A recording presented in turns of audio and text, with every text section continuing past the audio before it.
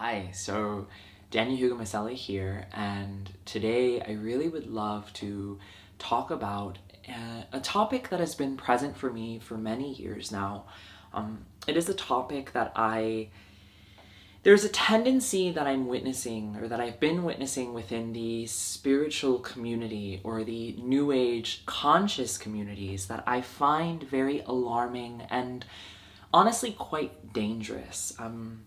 I noticed that because we live in a world where we all have to make money, we have to survive, we have to make ends meet, there is a certain ideology that has pervaded the conscious community, or so-called conscious community, because that in and of itself is a word that I find very questionable.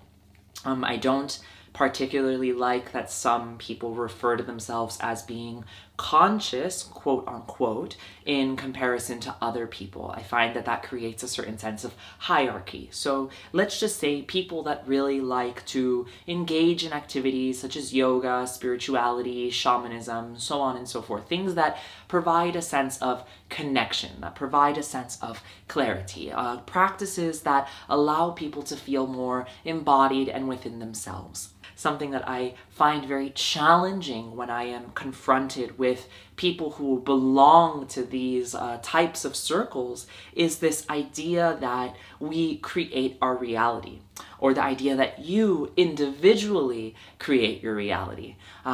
I find that there is a lot of materialism, a lot of spiritual narcissism, a lot of capitalistic ideas that have seeped into these communities and have created a sense of confusion.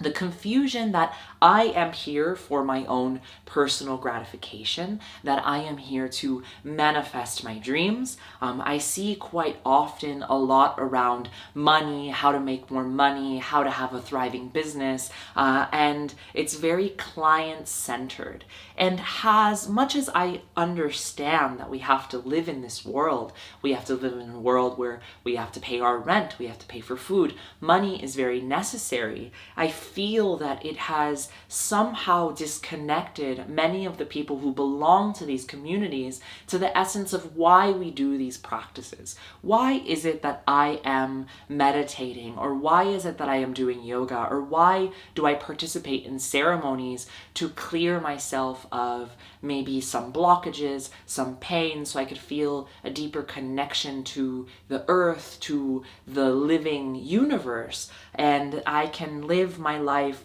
in a more whole, grounded, and embodied way.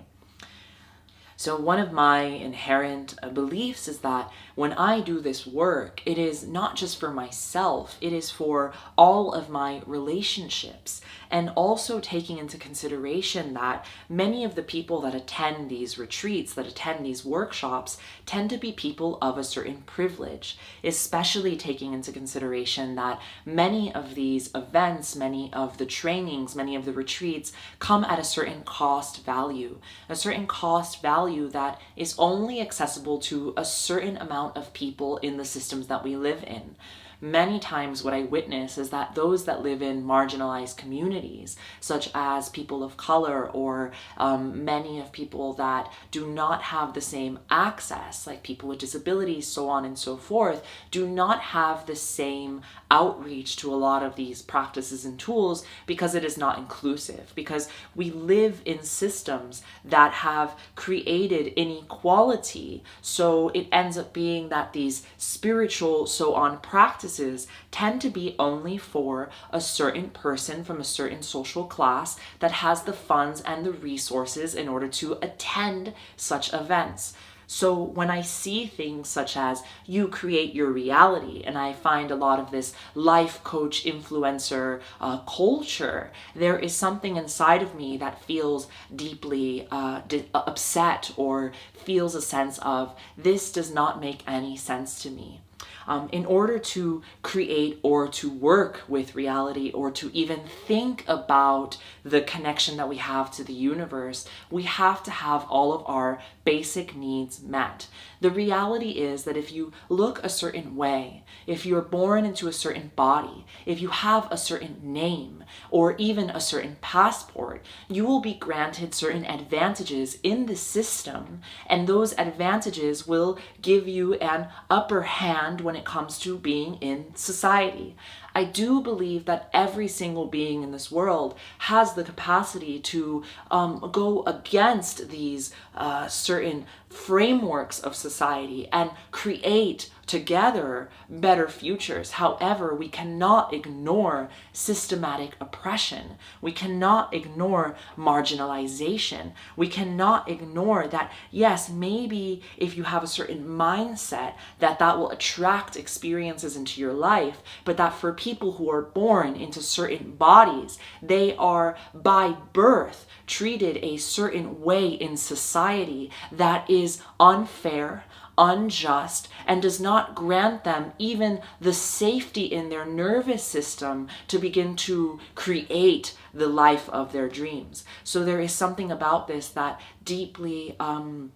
I find that it is so rooted in capitalism, it is so rooted in narcissism, and it is time that we, whoever has privilege, acknowledging the privileges that I have, that I was born with an American passport, that I have a Christian name, that I have a certain skin color, and even though I have other disadvantages, such as identifying with the queer community, or feeling that in my life coming from a Latin American family, I did not have certain privileges that other people have, I also acknowledge that I do have privileges in this society. So for me to tell someone that they create the reality, or to not acknowledge that for certain people that are born, for example, in the Middle East, or in this moment in Gaza, who are born in a place where they can't even leave their country and they have to have the fear of being bombed, to tell that person that they create their reality is an absolute fallacy. Or those who live in the Democratic Republic of Congo, who are making the battery and the lithium and whatever it is for our electronic devices that we use to stay connected to the world and to post our Instagram stories. So those people cannot create their reality because they live in conditions that do not allow them to. So what we need and what is so imperative is, if we have privileges, if we have our needs met, if we can eat, if we can drink water, if we have a roof over our head, it is time that we start using these privileges and advantages not just for our own narcissistic gain, but for all of our relationships, for all of the voices on this planet that do not have a platform, for those that are suffering immensely and cannot create their way out of their suffering. So when we do practices like yoga and meditation and breath work and trauma release, it is so we can, yes, first work through our pain, work through our own trauma, heal those traumas, and then we can work to create a better society for all living beings, both humans, animals, nature, that which needs our protection.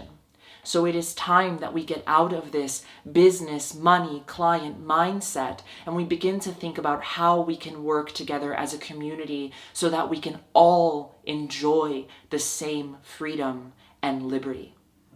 Thank you.